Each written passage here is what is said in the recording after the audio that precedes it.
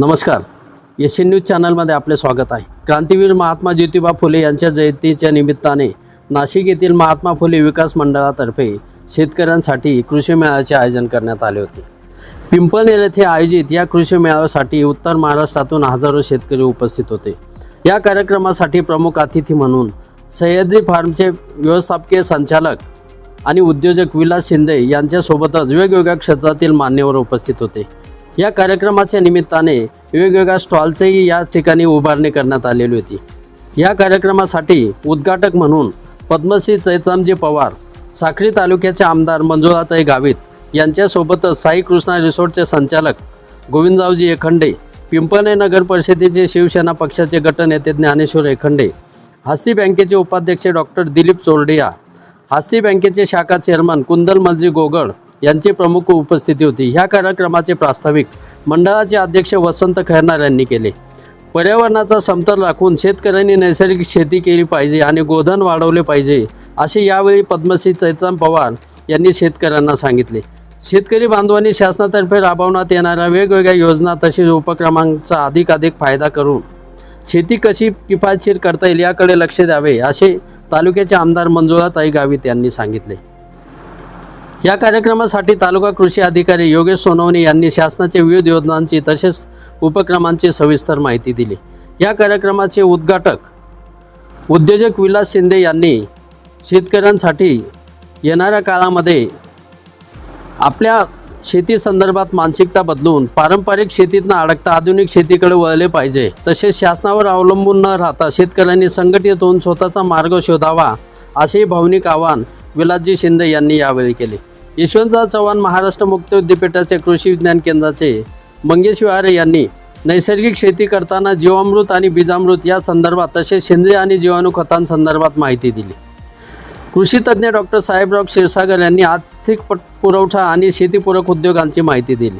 जैन इरिगेशनचे सोळंकी यांनी कांदा पिकाचे रोग नियंत्रण आणि उत्पादन वाढ कशी केली पाहिजे तसेच जमिनीत आणि चाळीमध्ये कांदा सडण्याची कारणे आणि त्यावर उपाय या संदर्भात माहिती दिली. आधुनिक शेतीसाठी AI तंत्रज्ञानाचा वापर कसा करावा या संदर्भात अल्बेडो फाउंडेशनचे संस्थापक विक्रांत निकम तसेच फायलो कंपनीचे मार्केटिंग हेड विशाल मिर्जे यांनी तात्विक बाजू आणि प्रात्यक्षिकांसह माहिती दिली. यावेळी शेतकऱ्यांनी विचारलेल्या विविध प्रश्नांनाही त्यांनी उत्तरं दिली. विशाल मिर्जे यांनी फायलो कंपनीचे कायरो आणि निरो या यंत्राचा शेतीसाठी कसा उपयोग होतो या संदर्भात सहज सोप्या भाषेमध्ये माहिती सांगितली. ह्या मेळाव्यासाठी नंदुरबार, धुळे, नाशिकसह जळगाव जिल्ह्यातील हजारो शेतकरी उपस्थित होते. या कृषी मेळाव्याच्या निमित्ताने वेगवेगळ्या कंपन्यांचे स्टॉलही या ठिकाणी उभारण्यात आलेले होते. कार्यक्रमासाठी नवनीत पब्लिकेशन मुंबई, हस्ती बँक दोंडाईचा भूषण महाजन यांनी भरीव योगदान दिले होते. तसेच महात्मा ज्योतिबा फुले विकास मंडळाच्या काही सदस्यांनीही सामाजिक बांधिलकी जपत ह्या मेळाव्यासाठी आर्थिक हातभार लावला. साई कृष्णा रिसॉर्टचे संचालक ज्ञानेश्वर एखंडे यांनी मेळाव्यासाठी विनामूल्य हॉल उपलब्ध करून दिला होता.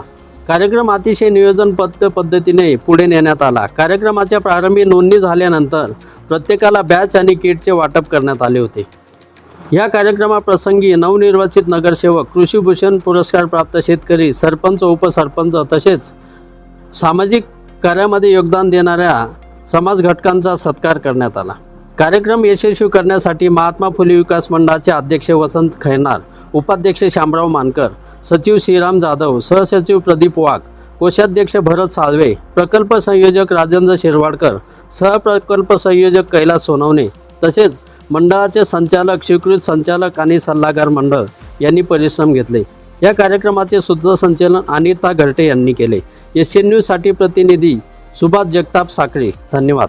शरद पवार साहेबांनी एका ठिकाणी लिहिलं आहे की जोपर्यंत शेतकरी आर्थिकदृष्ट्या सक्षम होत नाही तोपर्यंत देशाचा पूर्ण विकास झाला असं होऊ शकत नाही. ग्रामीण भागामधल्या शेतकऱ्यांची क्रयशक्ती वाढली पाहिजे आणि त्याकरता सर्वांनी प्रयत्न करणं हे अत्यंत गरजेचं आहे. आपले आदरणीय पंतप्रधान नरेंद्र मोदी साहेब यांनी एक नारा दिलेला आहे शेतकरी मेळाव्यामध्ये, समृद्ध शेतकरी तरच समृद्ध भारत. आणि सातत्यानं जवळपास भाषेत जर म्हटलं तर गोरे इंग्रज गेले आणि काळे इंग्रज आले.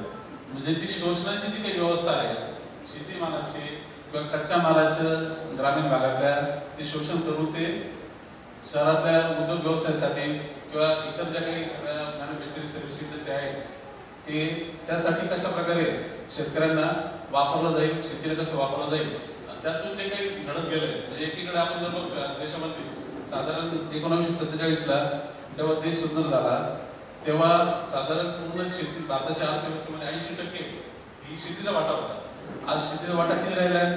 फक्त 16%. हा वाटा पुढे गेला तर हा जो काही गेला तो उद्योगधंदे म्हणजे एक मॅन्युफॅक्चरिंग सेक्टर आणि सर्व्हिस सेक्टर म्हणजे सेवा उद्योगाकडे गेला.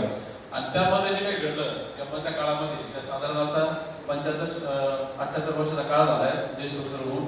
या काळामध्ये सुद्धा जर पाहिलं धोरणं फार काही इंग्रज केल्यानंतर मी काही वेळी बदलली नाही. जे काही गावातली अर्थव्यवस्था मजून पाहायला हवी होती, गावातला पैसा गावातच राहायला हवा होता. पहिला तर तो पैसा तो शेतकऱ्याच्या जिथं संपत्ती तयार होते त्याच्याच हातात कसा राहील आणि तो पण त्यामध्ये जंगल, जल, जमीन आणि गोधन. आपण बघतो की सगळ्या जगाला एक गरज आहे की चांगल्या अन्नाची गरज आहे आणि ते चांगलं अन्न कोण देऊ शकेल तर तो फक्त आणि फक्त शेतकरी देऊ शकतो. आणि शेतकरी केव्हा देऊ शकेल तर त्याला ह्या 4 गोष्टी सांभाळाव्या लागतील. आपण म्हणतो ना की स्थानिक संसाधनांचा योग्य वापर करून आपल्याला आपला राष्ट्र समृद्ध करता येईल का, तर त्या 4 गोष्टी अशा आहेत की त्या आपल्या अवतीभोवती उपलब्ध आहेत, ज्याला आपण जंगल, जल, जमीन आणि गोधन म्हणतो. चांगलं अन्न हवं असेल तर आपल्याला गोपालन हे करावंच लागणार आहे. शेती विकसित करायचं असेल तर भविष्यामध्ये उपजाऊ जमीन पाहिजे, बंजर जमीन हातात घेऊन चालणार नाही. आणि त्या जमिनीचा योग्य वापर करायचा असेल तर आपल्याला पाण्याची गरज आहे आणि पाणी हवं असेल तर आपल्या पर्यावरणामध्ये म्हणजे वनांचं संवर्धन करायला लागेल. त्यावेळी जंगल असेल तर जल आहे, जंगल जल असेल तर शेती. मी कमी वेळात मी माझं मनोगत व्यक्त करते. या ठिकाणी आपण नुकतंच पाहिलं अनेक वर्षापासून आपण पाहतो वर्ष येतोय जातो येतो जातो परंतु एकही सीझन आपल्याला चांगला आपल्याला शेतकऱ्यांचा मनासारखा आपल्याला मिळत नाही.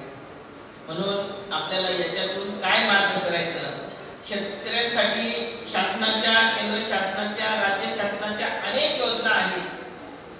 ह्या योजनांचा आपण सर्वांनी पुरेपूर लाभ घ्यावा यासाठी आपल्या या तालुक्याचे कृषी अधिकारी सन्माननीय योगेशजी सोनवणे साहेब सुद्धा या ठिकाणी उपस्थित आहेत. ते आपल्याला मार्गदर्शन करतीलच. त्याच पद्धतीने ह्या योजनांपासून कोणीही वंचित राहू नये असं आपल्या शासनाचं धोरण आहे. आणि म्हणूनच शासनाने गेल्या 1 महिन्यापासून शासन आपल्या दारी राजस्व अभियान आणि छत्रपती शिवाजी राजे